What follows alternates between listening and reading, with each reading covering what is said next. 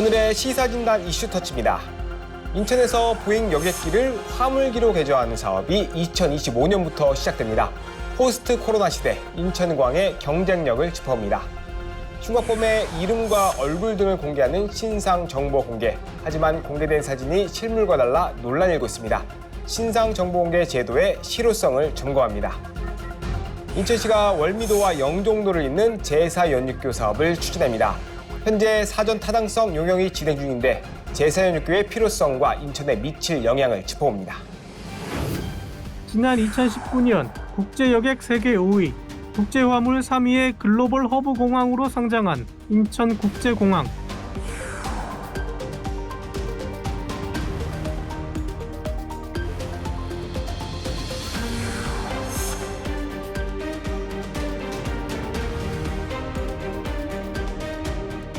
인천과 인천 시민이 희망하는 공항의 모습을 갖추기 위해서는 공항 중심의 산업 생태계와 공항 경제권을 구축할 수 있는 기반을 마련하는 것이 무엇보다도 중요합니다. APEC 정상의 유치, 반도체 특화 단지 유치, 이것은 바로 공항이라는 대한민국 최고의 인프라를 갖고 있기 때문에 가능합니다.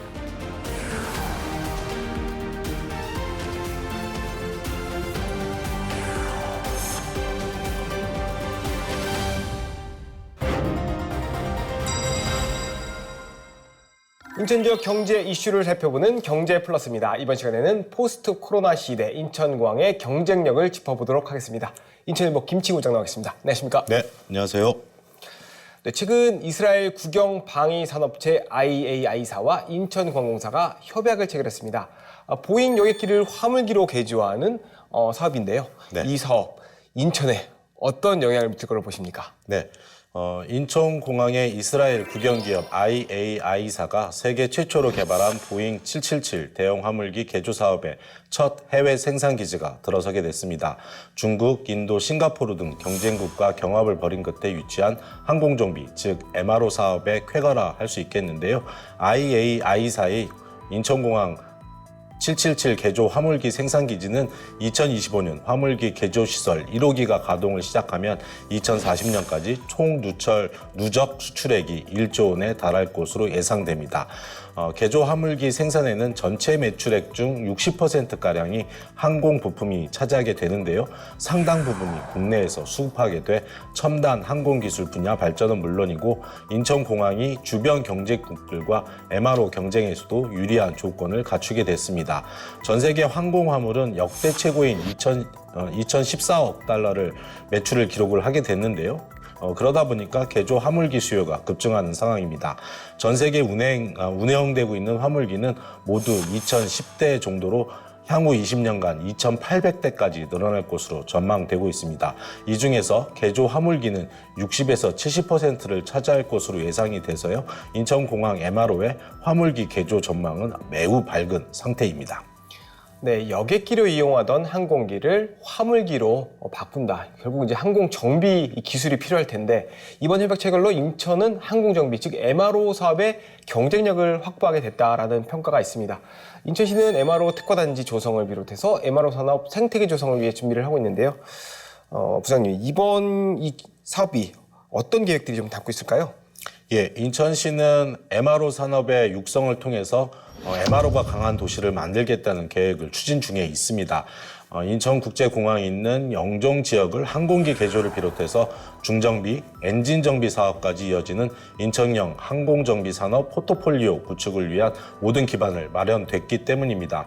2025년이면 MRO 산업이 인천 경제를 주도하는 핵심 산업으로 발전하고 인천이 국내 항공 산업을 선도할 수 있는 동력으로 작용할 것으로 기대되고 있습니다. 2024년부터 인천공항 내 항공정비 단지 예정지에서 보잉 777 여객기를 화물기로 개조하는 작업을 시작하게 됩니다. 초도기의 재개조 생산을 시작으로 2040년까지 100대의 항공기를 수출할 예정인데요. 이를 통해서 8,700개의 일자리 창출과 함께 1조 원의 수출 효과를 기대하고 있습니다. 또 미국 아틀란스 항공의 화물기 전용 정비시설 투자 유치에 성공했습니다. 아틀란스 항공은 국내 항공 MRO 기업인 샤프 테크닉스 K와 인천공항 인근에 5베이 규모의 특송 화물기 전용 정비시설을 건설해 운영하게 되는데요. 1베이는 대형기 한 대를 수용할 수 있는 정비 경납고를 말하게 됩니다.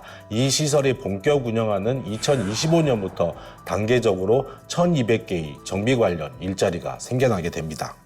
네, 이 항공기 정비 산업이 국제적으로 아주 큰 사업인데도 불구하고 문제는 국내 항공사들은 이 항공기 정비 물량의 절반만 국내에서 소화하고 나머지는 해외에 맡기고 있습니다.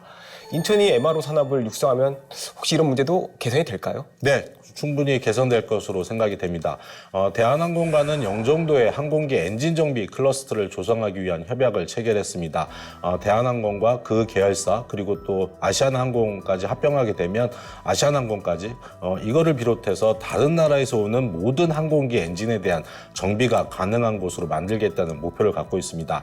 대한항공은 시설 투자뿐만 아니고 엔진 정비 기술 개발에도 적극 투자해서 동북아 엔진 정비 중심 센터로 육성할 계획입니다. 국적 항공사들의 해외 의존 중정비가 인천공항에서 진행될 경우에는 현재 연간 1조 한 5천억 정도의 국부 유출을 받고 해외 수출을 활성화하고 일자리 창출 등 국가 및 인천 지역 경제 활성화에 커다란 효과가 있을 것으로 기대가 됩니다. MRO 클러스터는 국가 미래의 성장 동력으로 꼽히는 산업입니다. 국부 해외 유출을 막고 무엇보다 항공의 정시성과 안전성을 높일 수 있는 만큼 인천국제공항 주변에 제대로 조성해야 할 것입니다. 네, 코로나가 확산하면서 인천공항은 큰 위기를 겪었죠. 여객 수요 감소분을 화물에서 채워주면서 위기를 돌파해 왔습니다. 그런데 포스트 코로나 시대, 올해 인천공항의 화물 물동량은 전년 대비 약간 감소했습니다. 앞으로 물동량 확보를 위해 어떤 게 필요할까요? 네, 2001년 문을 연 인천국제공항은 2021년 항공화물 물동량이 처음으로 300만 톤을 돌파했습니다. 코로나19가 확산이 되면서 육상 및 해상 운송이 차질을 빚게 됐고요. 그러다 보니까 항공화물 수요가 크게 늘었기 때문입니다. 인천공항은 지난해 화물 333만 톤을 처리해서 항공화물 분야에서 홍콩의 챈다콕 공항에 이어서 세계 2위로 올라섰습니다. 하지만 경기 침체에 따른 항공화물 수요 감소세가 이어졌고요. 그러다 보니까 화물기 운항 자체가 줄어들고 있습니다. 인천공항공사는 지난해 1분기와 비교해서 화물기 운항이 60%대로 감소한 것으로 보고 있는데요. 반면에 코로나19가 안정화되면서 항공여객 수요는 크게 늘었습니다. 인천공항의 여객기와 화물기의 비율이 여객기 우선에서 코로나 시기 화물기로 다시 늘었다가 다시 여객기와 화물비 비율이 8대2로 고정화되고 있습니다. 항공화물 물동량 증대를 위해서 글로벌 물류기업 유치에 공을 들이고 있는데요. 제2물류단지에 새로 입주하는 기업의 사업기간을 최대 50년까지 보장하면서 자체 물류센터를 건립하도록 유도하고 있습니다. 항만과 연계한 복합 운송 모델을 만드는 한편 안정적이고 신뢰성 있는 인천공항의 장점을 살려서 항공화물 처리 1위 공항에 도전하겠다는 것이 인천공항공사의 계획입니다. 다행히 공항 여객의 회복세는 뚜렷해지는 것 같습니다. 내년이면 제4활주로 신설과 제6터미널 확장 등 인천공항 4단계 건립 사업이 완료됩니다. 여객 수용 능력도 크게 늘어나는데요. 여객 증가와 인천의 관광산업, 앞으로도 긍정적으로 봐도 될까요? 예, 그럴 것 같습니다. 인천공항의 국제선 운항은 올해 1분기 67,323회로 지난해 32,251회에 비해서 2배가량 상승했습니다. 여객수도 올해 1분기 1,143만 명으로 작년 109만 명보다 10배가량 늘었습니다. 지난해부터 동남아, 일본 운항 재개로 관광 여객이 늘어났기 때문인데요. 공항공사는 여객수가 코로나19 이전만큼 회복되진 않았지만 여객 수요는 사실상 정상화됐다고 보고 있습니다. 이러다 보니 관광산업 발전, 인천공항 경제권 형성이라고 하는 본래 목적을 이미 달성해 가고 있는데요. 현재 제4단계 건설 사업이 내년이면 완료가 됩니다. 여객 1억 600만 명과 화물 630만 톤을 처리하는 세계 3위권의 공항이 되는데요. 하지만 중국의 공항들이 인프라와 항공 노선을 공격적으로 확충해 나가고 있고 싱가포르 창의공항, 홍콩 책나콩 공항 등 경쟁 공항도 인프라를 구축하고 있습니다. 인천국제공항은 세계가 부러워하고 있는 공항입니다. 계속 그 아성을 지키려면 4단계 건설에 만족하지 말고 최종 단계인 5단계 건설에도 박차를 가해야 할 것입니다. 네, 인천공항 경제권 조성을 위해 그동안 시민사회와 지역 정치권까지 여러 가지 힘을 모아왔는데요. 그 결실이 잘 맺어지길 바라겠습니다. 오늘 말씀 여기까지 듣겠습니다. 감사합니다. 범행을 저질렀다고 믿을 만한 충분한 증거가 있을 것을 전제로 해서 오로지 공익적 목적 하에서만 신상정보 공개를 허용하고 있습니다.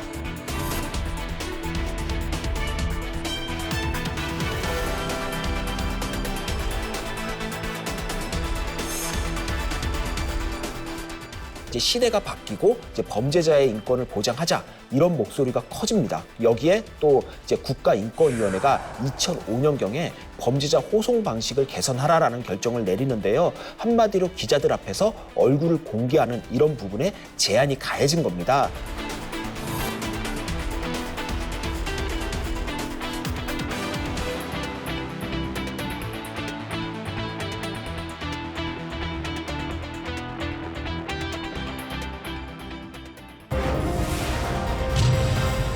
우리 지역 현안을 법리적 시선에서 심도 있게 풀어보는 시사인법 시간입니다. 오늘은 피의자 신상 공개 논란을 짚어보려고 합니다. 이승기 변호사님 나와 계십니다. 안녕하십니까? 예, 안녕하십니까? 네, 변호사님. 최근 강남 주택가에서 40대 여성을 납치해 살해한 피의자가 검거가 됐고 신상도 공개가 됐습니다. 예. 그런데 이번에도 사진이 문제예요. 과거 증명사진을 공개하면서 논란이 되고 있거든요. 예, 이렇게 된 이유가 뭘까요? 예, 먼저 이 신상정보 공개 제도의 이제 취지에 대해 말씀을 드리면 이 국민의 알 권리 보장 그리고 동종 범죄의 재범 방지와 예방을 위해 이 제도가 도입이 된 겁니다. 특히 우리 법에서는 특정 강력 범죄와 이 성폭력 범죄에 한하여 이 신상정보 공개가 이루어지는데요. 이 범행 수단이 잔인하고 또 피해가 중대하며 특히 이제 그 범행을 저질렀다고 믿을 만한 충분한 증거가 있을 것을 전제로 해서 오로지 공익적 목적 하에서만 신상정보 공개를 허용하고 있습니다. 이러한 엄격한 조건 하에서 이제 신상정보 공개가 이루어지는 건데요. 문제는 과연 어떤 사진이 공개되냐입니다.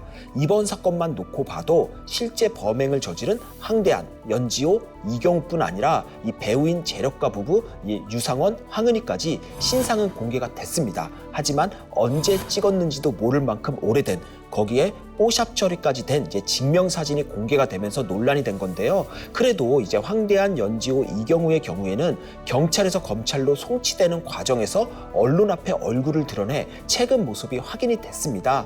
하지만 유상원, 황은희 이 두 명은 후드와 이제 마스크를 써서 이제는 얼굴을 가리는 바람에 아예 지금 모습이 확인조차 되지 않은 겁니다. 그렇다 보니 신상정보 공개의 취지가 무색해지는 사실상 이 제도의 실효성이 몰각되는 거 아니냐라는 비판이 계속 나오고 있는 겁니다.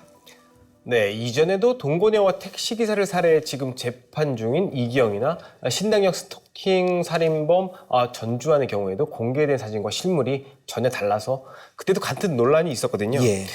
그런데 증명사진 공개로는 신상정보 공개 취지에 살리지 못한다는 건데 그럼에도 불구하고 최근 사진을 올리지 못하는 이유가 있을까요? 예, 그 부분은 어쩔 수가 없는 게 우리 법에서는 소위 이제 머그샷이라고 해서 체포 수사 과정에서 촬영한 사진을 공개하기 위해서는 이 피의자의 동의를 받아야 됩니다. 그게 안 된다면 이제 신분증에 있는 사진 같이 이제 공적인 사진을 공개할 수밖에 없는 건데요. 결국 지금 언급된 이 피의자들 모두 이제 머그샷 공개를 거부했기 때문에 신분증에 있던 이제 증명사진이 그대로 공개가 된 겁니다.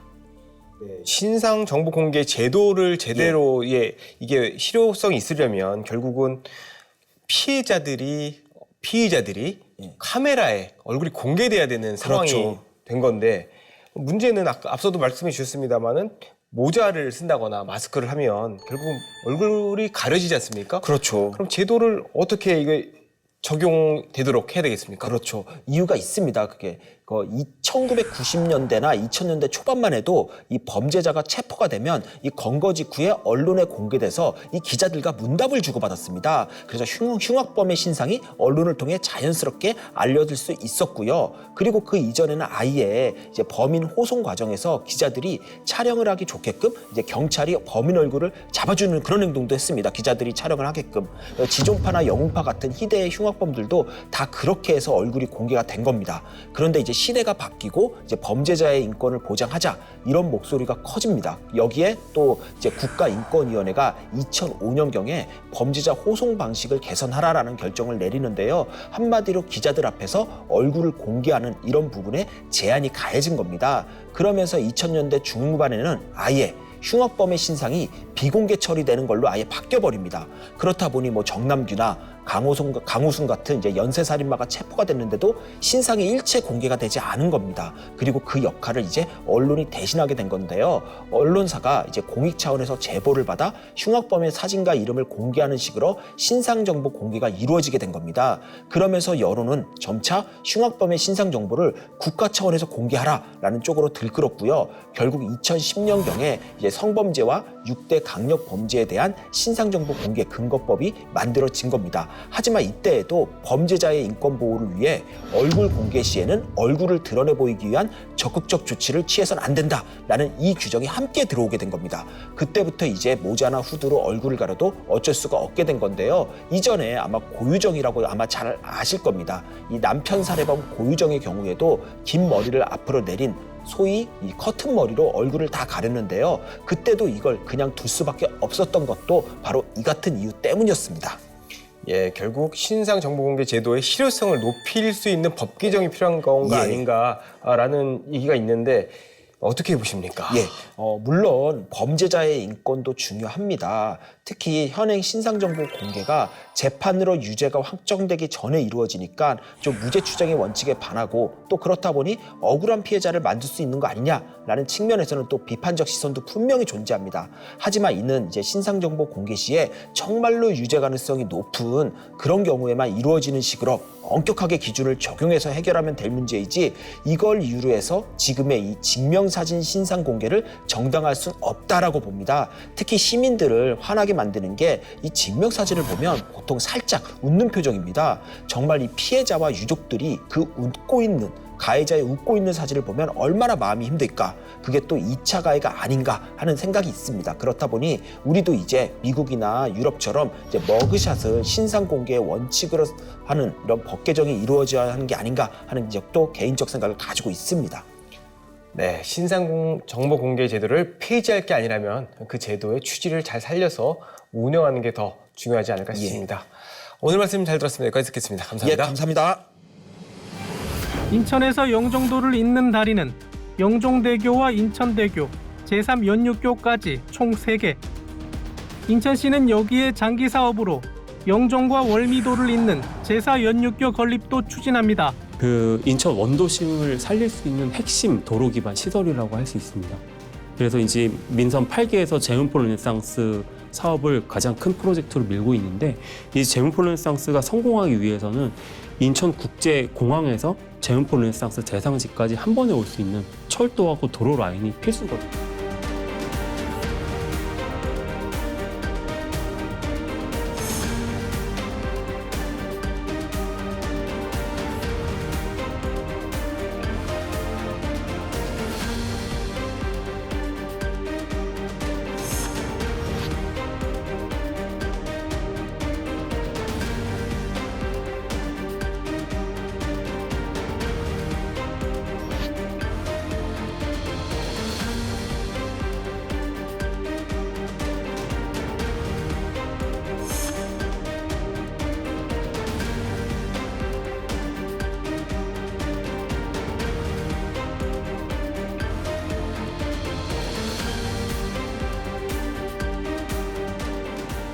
다양한 연결 방법의 연구를 통해 획기적인 방법을 찾아야 합니다.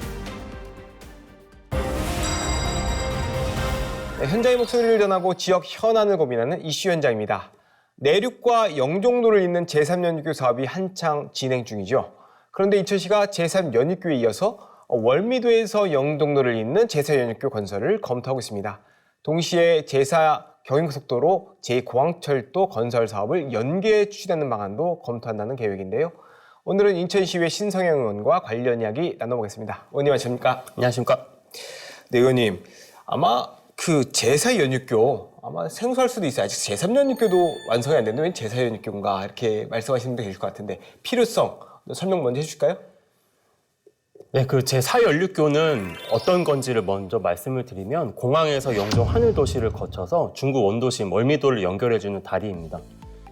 그 2025년도 말이면 제3연륙교가 이제 완공이 되는데요. 2025년이면 사실상 곧 다가올 미래거든요. 그래서 지금 제4연륙교의 계획을 세워야 하는 시기가 되겠습니다. 제3연륙교는 영종과 청라를 연결하는 다리인데요. 그 공항에서 오는 모든 수요는 사실상 영종대교를 통해서 서울로, 인천대교를 통해서 수도권으로 우리 인천을 통과만 합니다. 특히 유정복 시장의 제1호 공약인 제문포 르네상스가 성공하기 위해서는 수도권에서도 오는 수요와 함께 공항에서 오는 수요를 제무포로 집약시킬 전략이 필요한데 이를 위해서 도로와 철도 인프라 구축이 시급합니다. 수요를 집약시켜줄 도로 인프라가 바로 제4연륙교가 되겠습니다. 네, 최근에 이제 인천시에서 발표를 했습니다만은 제사 경인고속도로를 이제 추진하고 있는데 이거를 제사 연육교와 연계를 하면 또 사업성이 있지 않나라는 게 검토를 하고 있는 것 같아요. 이 두 사업을 연계하게 되면 어떤 효과가 기대됩니까? 저는 이 내용을 지난 11월 24일 있었던 시정질의에서도 주장한 바 있었는데요. 그 제문포 르네상스 성공을 위해서 다양한 의견을 주장했었습니다. 그중에 제문포의 성공을 위한 핵심 도로 인프라로 제4연륙교와 제4경인고속도로를 연결하라고 주장한 바 있는데요. 제4경인고속도로가 추진되는 지역은 인천 원도심의 핵심 지구라고 할 수가 있습니다. 중구, 동구, 미추홀, 부평구를 지나서 서울을 연결하는 도로, 그리고 수요가 제물포 전체로 퍼져나갈 수 있도록 제4연륙교와 연계되어 도로가 개발된다면 원도심 부흥의 핵심적인 역할을 할 수 있을 것이라고 기대가 됩니다. 네, 아마 시민들이 제사 경인고속도로가 뭔지 잘 모르시는 분들도 계실 텐데 남동구에서 그 우리 내륙을 관통해서 요 중구 원도심 쪽으로 오게 되고 이게 지금 말씀하신 제사연육교가 연결돼서 영종도 인천공항까지 연결하는 구상을 지금 그리고 계신 거잖아요. 네, 맞습니다. 이 도로가 이제 인천시에서는 그 제2공항철도, 그러니까 지금 공항철도가 하나가 있죠. 네네. 이 북쪽으로 가고 있는데 이 남쪽으로 연결하는 거를 연계한다는 것 같아요. 네네, 맞습니다. 이렇게 하게 되면 시너지가 있을까요? 이 같은 맥락이라고 할 수 있겠는데요. 그 제2공항철도 재계획 용역이 2023년 본 예산에 수립이 되었습니다. 그리고 이제 용역이 곧 시작할 예정인데요. 제2공항철도는 공항에서 제물포를 거쳐서 인천에서 출발하는 KTX와 연결되어야 할 텐데요. 저는 앞서 언급한 시정질의에서도 인천역 메가스테이션도 주장한 바가 있었습니다. 막상 도로하고 철도가 연결만 된다면 단지 거쳐가는 인천이 되겠지만 인천역을 광명역 같은 메가스테이션으로 만든다면 그 수요가 원도심 전체로 퍼져나갈 것입니다. 또한 제2공항 철도하고 제4연륙교가 연구되는 연결 지점의 경로가 굉장히 유사합니다. 제4연륙교가 북한과 내항의 기능 때문에 다리로 만들기가 어렵다고 한다면 제2공항 철도가 기 논의되었던 해저로 도로하고 철도가 건설되는 방안도 대안이 될 것입니다. 지상으로 만들던 지하로 만들던 중요한 것은 공항과 원도심을 연결하는 도로하고 철도가 굉장히 시급하고 특히 수요를 원도심에 흡수할 수 있는 기반이 같이 만들어져야 한다는 것입니다. 네, 사실 인천공항 경쟁력을 높이기 위해서도 제2공항철도는 반드시 필요한 사업으로 분류가 되고 있는데 아쉽게도 지난번에 우리 제4차 국가철도망 구축계획에서 빠졌죠. 근데 이거 사업성을 높이는 방안이 필요한데 지금 의원님 말씀에 이 사업성을 높여서 제2공항철도도 사업성이 높아진다 이렇게 보시는 것 같아요. 근데 일각에서는 이 사업들이 실현 가능성이 낮다라고 우려하는 분들도 있어요. 의원님은 어떻게 보십니까? 사실은 잘 지적해 주신 것처럼 이 막대한 예산이 들어가고 수요가 있어야 되고 최종적으로는 국가 계획에 수립돼야 됩니다. 경제성 분석 등 사실은 현실적인 자료들은 실현 가능성이 낮다라고 결론을 미리 말하고 있습니다. 다만 현재 분석된 자료로만 본다면 제문포 르네상스가 성공하고 원도심이 부흥할 수 있을까요? 저는 이것은 다분히 시정부하고 인천 시민들의 강력한 의지가 동반돼야 된다고 생각을 합니다. 인천 시민이라면 누구나 인천 앞바다의 크나큰 잠재력을 알고 있거든요. 어떤 방법을 찾아서든 바다의 잠재력을 활용해서 원도심을 부흥시킬 정도 철도와 도로망을 구축해야 할 것이고, 더 나아가서 광명역 같은 큰 인천역을 만들어내야 할 것입니다. 제가 비교를 하나 해보겠습니다. 충남 보령의 해저 터널을 알고 계실 겁니다. 보령은 심지어 수도권도 아니고 국제공항이 있는 것도 아니고 개항장을 가지고 있는 것도 아닙니다. 그리고 거리도 구읍배터하고 월미도 2.5km에 비해서 2배가 넘는 5km에 달합니다. 그래도 보령에는 해저 터널이 있습니다. 인천 시민 여러분, 사실 불가능한 건 없습니다. 의지만 가지고 미래를 그린다면 못 해낼 것이 없고요. 이것을 다 함께 힘을 모아서 무조건 만들어내야 한다라고 저는 주장합니다. 네, 의원님께서 보령의 터널을 빗대서 필요성을 강조해 주셨는데, 인천에도 사실은 북한 쪽에 터널이 있죠, 이미. 기술적으로는 충분히 가능하다라는 것을 다시 강조를 해주셨고요. 인천 발전을 위해서는 꼭 해내야 된다라는 강조를 해주셨습니다. 자, 제4 연육교 그리고 제4 경인고속도로, 제2공항철도까지 참 굵직한 사업들이에요. 이게 넘어야 될 벽들도 많이 있는데, 이 원활한 추진을 위해서 우리가 어떤 준비를 해야 될까요? 사실은 준비는 어떻게 보면 굉장히 간단할 수 있는데, 먼저 인천시에 강력한 의지 1000명이 필요합니다. 사전 타당성 용역과 분석 등 기타 이제 경제 지표에 연연하지 말고 인천시 선투자 혹은 민간 투자를 활용하는 방법 등으로 제운포 르네상스의 교통 개혁을 천명하고 강력하게 밀어붙여야 됩니다. 추가로 사전 타당성 용역에서 경제성 지표를 높일 수 있는 다양한 전략들이 있을 텐데, 실무선에서 이거를 굉장히 면밀하게 준비해 나가야 한다라고 생각을 합니다. 네, 제4 연육교, 제4 경인고속도로, 제2공항철도까지 최적의 방안을 찾기 위한 신중한 검토와 결론을 기대해 보겠습니다. 이슈 현장 오늘은 여기서 마치겠습니다. 감사합니다. 감사합니다.